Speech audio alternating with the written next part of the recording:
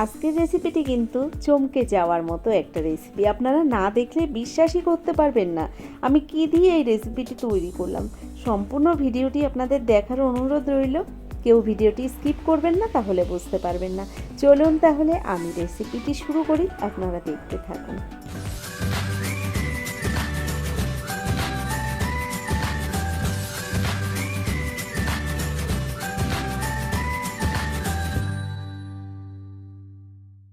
প্রথমেই দেখুন, এখানে একটা কাপ মেপে 1 কাপ আতপ চালের গুঁড়ি নিয়েছি আমি।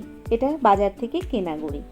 এখানে একটা কড়াই গরম বসিয়ে দিয়েছি। কড়াইয়ের মধ্যে দিয়ে দিলাম 2 চামচ পরিমাণ সাদা তেল। এই তেলের মধ্যে কিছুটা গোটা জিরে আমি ফোড়ন দিয়ে দিলাম। ফোড়নটা একটু ফুটে উঠলেই আমি এর মধ্যে একটা আলু হাত দিয়ে ম্যাশ করে দিয়ে দিচ্ছি। আলুটাকে আগে সিদ্ধ করে রেখেছিলাম। সিদ্ধ করা আলুটাকে দিয়ে দিলাম হাত দিয়ে একটু ম্যাশ করে এই ফোড়নের মধ্যে। এবার আমি এই আলুটাকে একটু নেড়ে চেড়ে ফোড়নের সঙ্গে জাস্ট একটু ভেজে নেব। একদম হালকা করে একটু ভেজে নিয়েই এর মধ্যে আমি দিয়ে দিচ্ছি আলুটাকে একটু নেড়ে চেড়ে এবার এর মধ্যে দিয়ে দিলাম স্বাদ অনুযায়ী একটু লবণ। আর লবণটা দেওয়ার পরে দিয়ে দিচ্ছি আমি এর মধ্যে প্রায় 1 কাপ পরিমাণে জল। জলের পরিমাণটা এখানে আমি মেপে দিইনি, যদি আমার লাগে আর একটু জল আমি পরে ব্যবহার করব। তো 1 কাপ চালের গুঁড়ি নিয়েছিলাম, সেই অনুযায়ী আমি প্রায় 1 কাপ জল নিয়েছি। জলটা একটু ফুটে উঠলে এর মধ্যে আমি চালের গুঁড়িটা দিয়ে দিলাম। জলের মধ্যে চালের গুঁড়িটা দেওয়ার পরে ঢাকনা বন্ধ করে আমি স্টিমে প্রায় 3 মিনিট মতো রেখে দিয়েছিলাম। চলে এলাম আবার 3 মিনিট বাদে ঢাকনাটাকে খুলে একটু চালের গুঁড়িটাকে জলের সঙ্গে মিশিয়ে নিচ্ছি। নমস্কার বন্ধুরা, আশা করছি হয়তো সকলেই ভালো আছেন। টিয়ার রান্নাঘর থেকে আমি তন্দ্রা আজ নিয়ে এলাম পটেটো রাইস বলের একটা রেসিপি নিয়ে। তো কি করে এই পটেটো রাইস বল তৈরি করছি সম্পূর্ণ ভিডিওটি আপনারা দেখুন, আশা করছি আপনাদের ভীষণ ভালো লাগবে। আর এখানে দেখুন, আমি কিন্তু জলের সঙ্গে চালের গুঁড়িটাকে সুন্দর করে মিশিয়ে ঢাকনা বন্ধ করে আরও প্রায় 5 মিনিট স্টিমে রেখে দিয়েছিলাম গ্যাসটাকে বন্ধ করে। তো ততক্ষণ এই চালের গুঁড়িটা সুন্দর সিদ্ধ হয়ে গেছে। এবার আমি নামিয়ে নেব। চালের গুঁড়িটাকে নামিয়ে আমি একটু ঠান্ডা করে আবার ফিরে আসছি। চালের গুঁড়িটাকে ভাপিয়ে নামিয়ে নিয়েছি। এবার একটু ঠান্ডা করে নিয়ে আমি হাত দিয়ে মেখে নিচ্ছি। তবে একদম ঠান্ডা করলে চলবে না, একটু গরম অবস্থাতে কিন্তু এই চালের গুঁড়িটাকে সুন্দর করে মেখে নিতে হবে। ঠিক যেমনভাবে আমরা রুটি তৈরি করার সময় আটা মেখে নিই, তেমনভাবেই কিন্তু এই চালের গুঁড়িটাকে সুন্দর করে মেখে নিতে হবে। তো আমি এভাবে সুন্দর করে হাত দিয়ে মেখে নিচ্ছি। বন্ধুরা, বাচ্চারা একঘেয়ে টিফিন খেতে কিন্তু পছন্দ করে না। বাচ্চারা কেন, আমাদের বড়দেরও কিন্তু পছন্দ হয় না। মাঝে মধ্যে কিন্তু আপনারা এভাবে এই টিফিনের রেসিপিটি বানিয়ে নিতে পারেন। একঘেয়ে সন্ধ্যাবেলা চাউমিন, এগরোল এইসব না খেয়ে আপনারা মাঝে মধ্যে কিন্তু একটু ভিন্ন স্বাদের রেসিপি বাড়িতে বানিয়ে নিতে পারেন। এটা কিন্তু খেতে একদম অন্যরকম আর অসাধারণ হয়। যেমন দেখতে সুন্দর হয়, তেমন কিন্তু খেতেও দারুণ হয়। দেখুন, এখানে আমি কিন্তু চালের আটাটাকে সুন্দর করে মেখে নিয়েছি। আর এদিকে দেখুন, একটা থালার মধ্যে একটু সাদা তেল মাখিয়ে নিলাম। আর হাতেও আমি একটু সাদা তেল মেখে নিয়েছি। এবার আমি এই মেখে নেওয়া চালের আটাটা থেকে ছোট ছোট গোল গোল শেপে লেচি মতো কেটে নিচ্ছি। আর এই লেচিগুলো কেটে নিয়ে 2 হাত দিয়ে ঠিক আমরা নাড়ু পাকানোর মতো করে একটু পাকিয়ে নিলাম। এটা একদম সহজ একটা রেসিপি।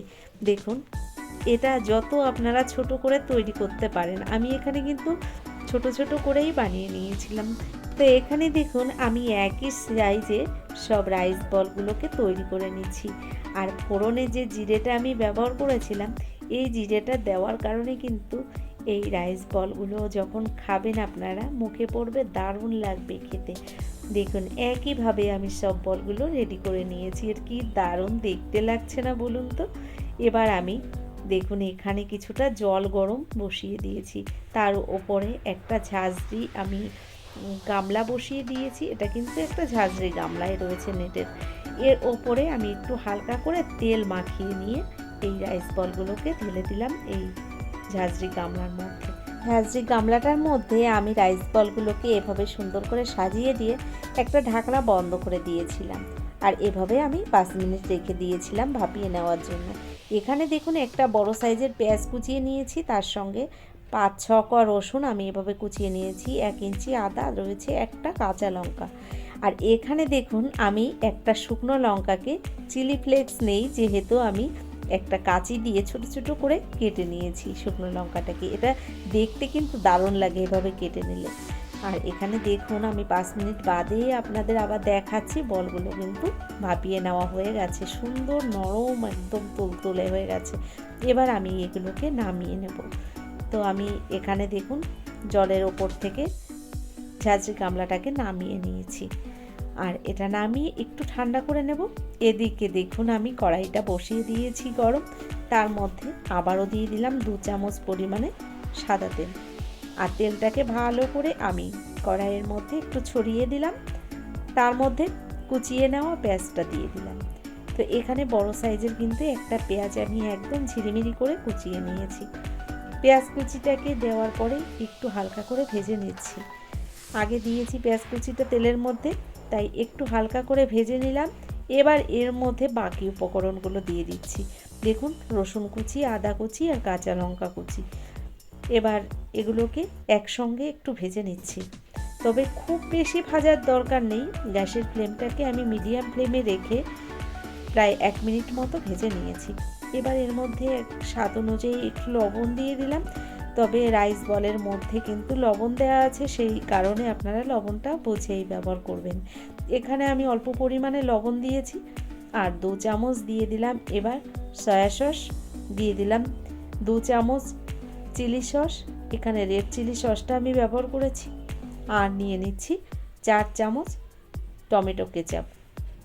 দেখুন এখানে এক এক করে আমি সসগুলো সব দিয়ে দিলাম। এই যে পেঁয়াজ রসুন আদা লঙ্কাটাকে ভেজে নিয়েছি তার মধ্যে সসগুলো দেওয়ার পরে আমি ভালো করে এভাবে একটু নাড়িয়ে চাড়িয়ে মিশিয়ে নিলাম ভালো করে। তো দেখুন কি কালারফুল লাগছে এখনই দেখতে। এবার দিয়ে দিলাম অল্প পরিমাণে একটু গোলমরিচের গুঁড়ো। তো এখানে আমি কালো মরিচের গুঁড়োটাই ব্যবহার করেছি। মরিচ গুঁড়োটাকে ভালো করে মিশিয়ে দিলাম। আর দিয়ে দিচ্ছি এখানে দেখুন একদম অল্প পরিমাণে একটু ম্যাগি মশলা। ম্যাগি মশলাটাকে দেওয়ার পরে ভালো করে একবার মিশিয়ে নিলাম। এবার সিদ্ধ করে রাখা রাইস বলগুলো এর মধ্যে ঢেলে দিলাম। রাইস বলগুলোকে ঢেলে দেওয়ার পরে ভালো করে আমি সব কিছু একসঙ্গে মিশিয়ে নিচ্ছি। আর এখনই দেখুন কি দারুণ দেখতে লাগছে। দারুণ হয়েছিল এই রেসিপিটি, আপনারা না খেলে বুঝতে পারবেন না কতটা সুন্দর একটা রেসিপি। এবার দেখুন চিলি ফ্লেক্সটা আমি দিয়ে দিলাম এর উপর দিয়ে ছড়িয়ে, ভালো করে আরও একবার মিশিয়ে নিলাম সব কিছু। আর এখানে আমার এই রেসিপিটি পুরোপুরি তৈরি হয়ে গেছে। নামিয়ে নেওয়ার আগে এর মধ্যে আমি দিয়ে দেব অল্প পরিমাণে একটু লেবুর রস, তাহলে এটা খেতে আরও সুন্দর হবে। একটু টকটক ঝাল ঝাল মিষ্টি মিষ্টি দারুণ হয়েছিল। আপনারা এটা একবার বাড়িতে বানিয়ে দেখবেন, তাহলে বুঝতে পারবেন। তো পুরোপুরি এখানে আমার পটেটো রাইস বলটা রেডি হয়ে গেছে। এবার আমি নামিয়ে নেব। বাচ্চারা এত পছন্দ করবে এই রেসিপিটি, আপনারা তৈরি করলেই বুঝতে পারবেন। তো বন্ধুরা কেমন লাগলো আজকের এই রেসিপিটি, অবশ্যই সেটা আমাকে লিখে জানাবেন। যদি আমার এই রেসিপিটি ভালো লেগে থাকে একটা লাইক দিয়ে দেবেন। যারা এখনও চ্যানেলটিকে সাবস্ক্রাইব করেননি অবশ্যই আমার চ্যানেলটিকে সাবস্ক্রাইব করে দেবেন। ধন্যবাদ ভিডিওটা দেখার জন্য।